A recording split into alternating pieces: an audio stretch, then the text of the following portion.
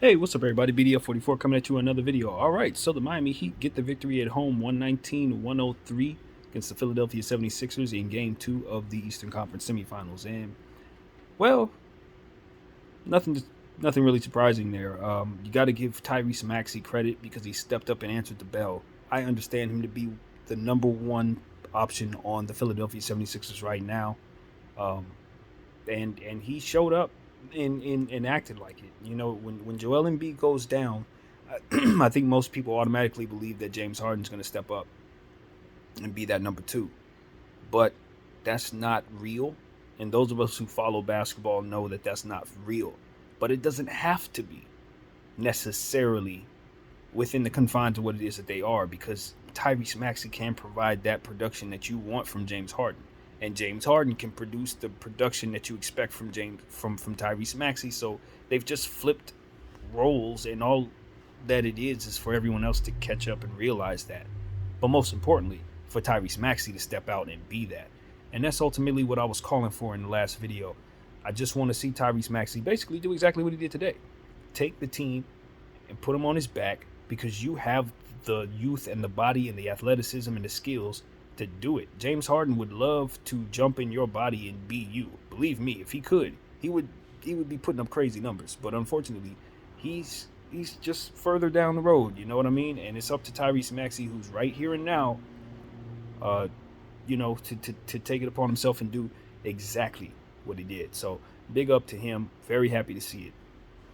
I didn't watch as much of this game as I would like to. I was working on a playlist for the first half of it, and the second half of it, I realized what I was looking at, which was not worth looking at, to be completely and utterly honest with you. But I did follow the stat sheet, and I know what the stat sheet told. And that stat sheet told me that the Philadelphia 76ers fell in love with the three-point shot, and it bit them in the backside.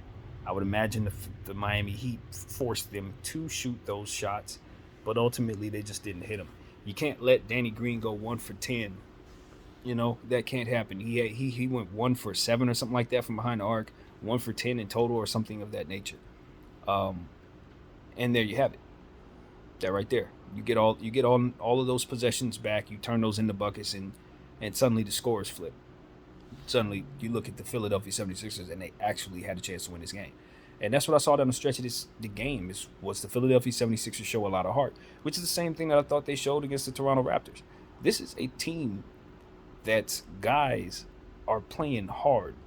And as I said about James Harden, if they could all jump into superhuman bodies, they would beat their opponent, because the heart that they're showing tells me that they would do it. They're just not that. They're just not athletic enough physically, at this stage in all of their careers. Everybody up and down that Philadelphia 76ers team can't do it against a team like Miami without Joel Embiid. It's just not. They don't have the athleticism um, with their others, and that's something I think they could tweak.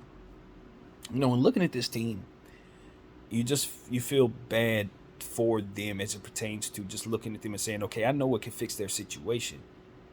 It's just that if you have to wait a whole nother year, now suddenly you might have new problems. You know what I mean? That's kind of how I look at the Philadelphia 76ers. Now, if we could just capture all of what they got going on right now, I would say you could add this piece and this piece, maybe subtract that piece, and next year they could have a strong team.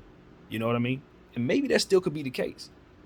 But now they're looking at this James Harden situation, and I would imagine he's going to want all of his money. If I'm the Philadelphia 76ers, want to give him a 1-year deal, I'll give him his salary. But just like Stephen A said about Kyrie, I would want to do that with James Harden, because at the end of the day, I want to be able to have an out, because he doesn't look like himself, and I don't want to have to pay that from year to year. I will be willing to pay that from year to year, so long as I feel good about it at the end of each year. But if for some reason it ain't that, I want out as a Philadelphia fan, if I was a Philadelphia ownership. So I don't know how his negotiations are going to go. He's earned his money in this league. He's earned that over the time, but he needs to too be honest about what it is he can do in this league. And when you represent that much of the cap, it's your responsibility to carry that truckload. And I think a lot of star players, I believe they understand it. I just don't think they give a damn. You know, they take the money and just live with the failure, but then will complain and the suffering of the situation, and will hear the fans roar and be offended by the fans when it starts there. It literally starts there with the players and the owners coming to an agreement that fits what makes sense for the ultimate goal, which is to compete.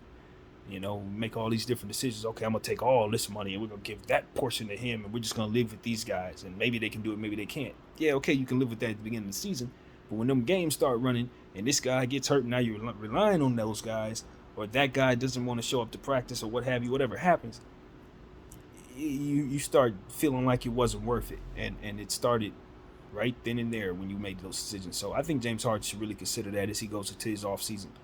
Yeah, you could take $200 million for 5 years, but are you a $200 million for 5 year kind of guy? You know you're not. You know you're not.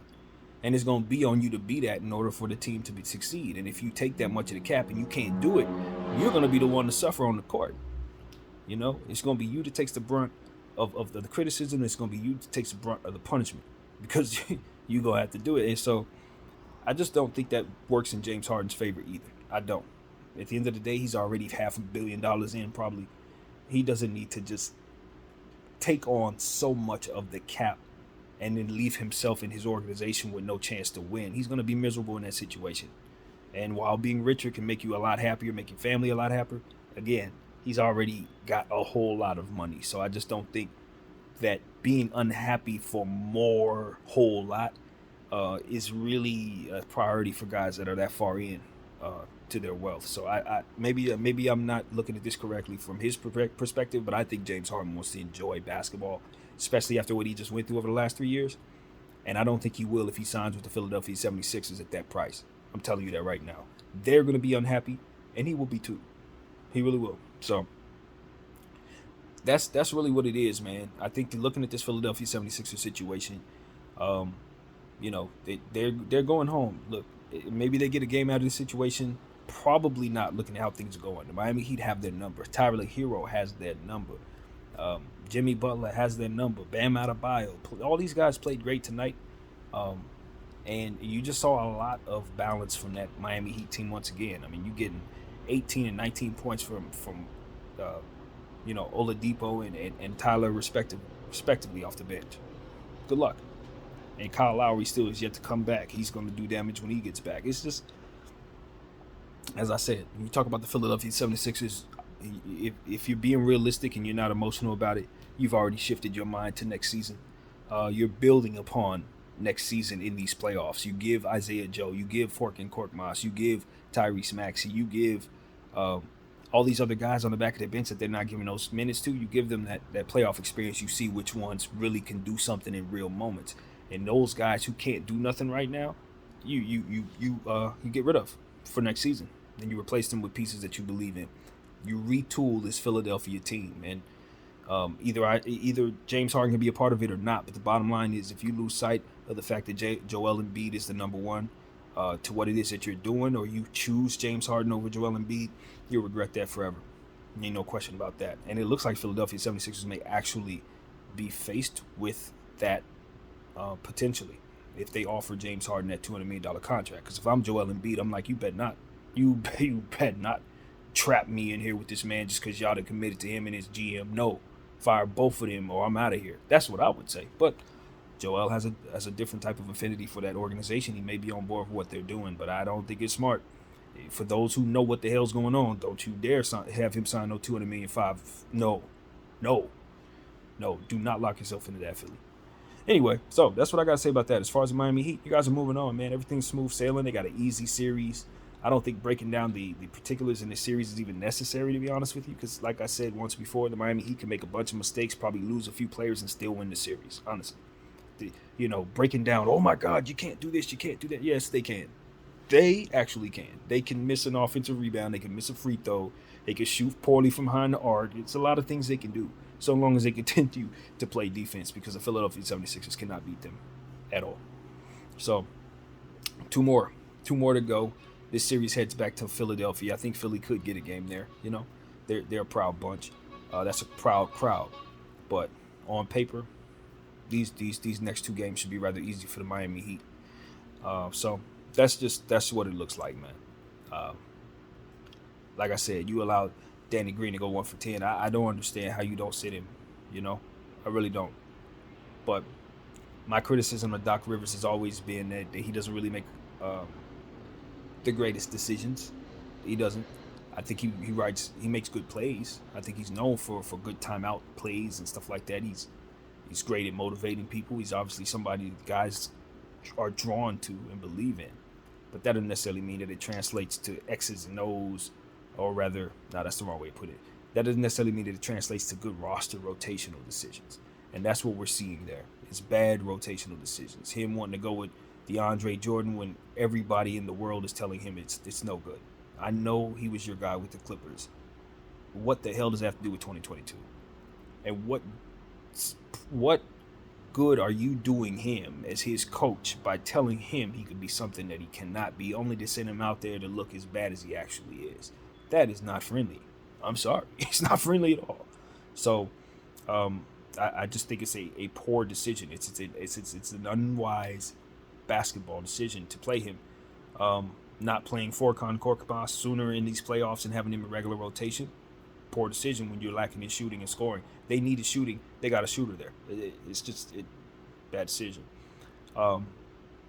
So I'm not in love with Doc's decision making. I'm not. I don't assume I'm a better basketball mind than him, but I just look at certain things, say certain things that he does just doesn't lend itself to winning at all. And you can see why some of the situations have occurred as they have with his leads in series going away. It's because certain things do not get adjusted out of. And yet, here we are again saying that in regards to Danny Green tonight. You're in a situation where you're on the road. Your team's playing hard. Obviously, you're going up against a great team that's better than you, and you're undermanned. You're letting one of your players go 1 for 10. Ain't nothing Danny Green doing out there defensively worth having him out there shooting that poorly. And this is coming from somebody who won a championship. As cheering on Danny Green. Danny Green won a championship with the Lakers. I know who he is. I know what he can do. When he's going that cold, he needs to sit. Ain't no way around that. He can't be the reason you lose a playoff game, fam.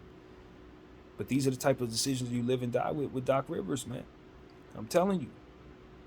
And I have a lot of respect for what he's accomplished with the Celtics, but I don't say it's him that did it. I always say it was the greatness of those players and Thibodeau's defense. I always tell y'all that. And so at the end of the day, man, look, Doc has this job. I'm sure he's not going to be fired. I don't think, Joel Embiid's absence and James Harden's falling off mask a lot of things in regards to what you can get away with. But there's been mistakes. There's been mistakes made with this roster.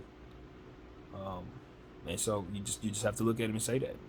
You have to be honest about that if you're a fan of the Philadelphia 76ers and you root for Doc Rivers. Mistakes have been made. Now, as far as what happens after this, well, like I said, y'all just got to retool. Y'all need some players that can do the things that you don't necessarily have players to do. Centers. You need backups for Joel Embiid. Your team can't go far if he's the only center you got on the roster. Especially since y'all don't like going small ball, even though you have the personnel to do it. So you need more of that. You need a Jeremy Grant type of player, another wing, lengthy type of defender.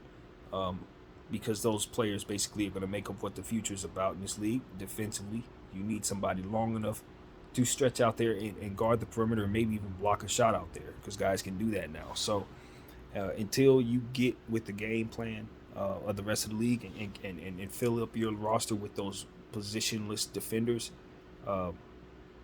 you're always going to find yourself bowing out of these playoffs, no matter if Joel's there or not.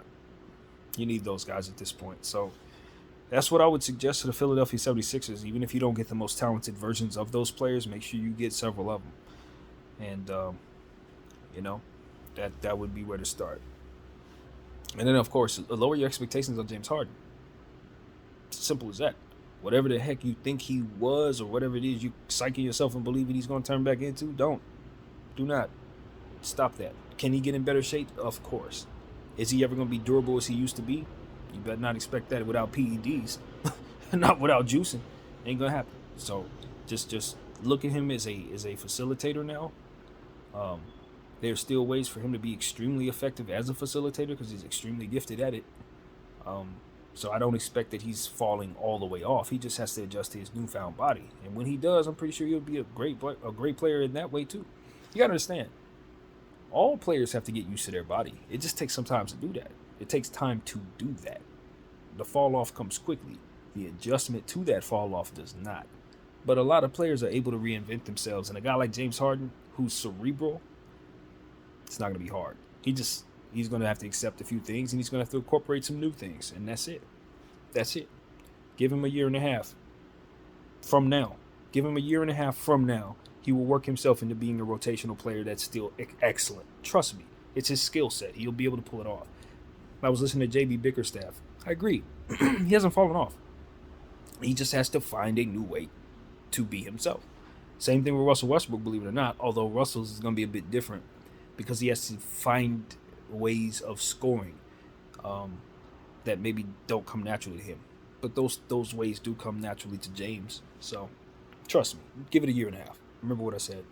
So that's pretty much it, man. That's what I got to say about that, man. I don't break down this particular series. I'm not interested. James Harden is not that player at this point.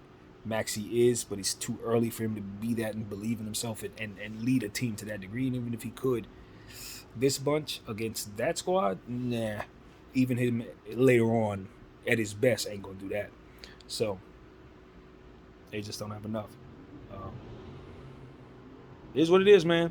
You want to get rid of Big Simmons so bad. Y'all really want to get rid of Ben. You really want to bring in James. You get what you get. You know? I mean, this is what it is. So that's it. My name is BDO44. I wish I had better things to say. Obviously, you're happy if you're a Miami Heat fan. I'm a Laker fan, so I really don't have any skin in the game. But, you know, you just shake your head and you look at people giving credit to people who don't really deserve it. And I'll leave it at that. BDO44. I thank you all for watching.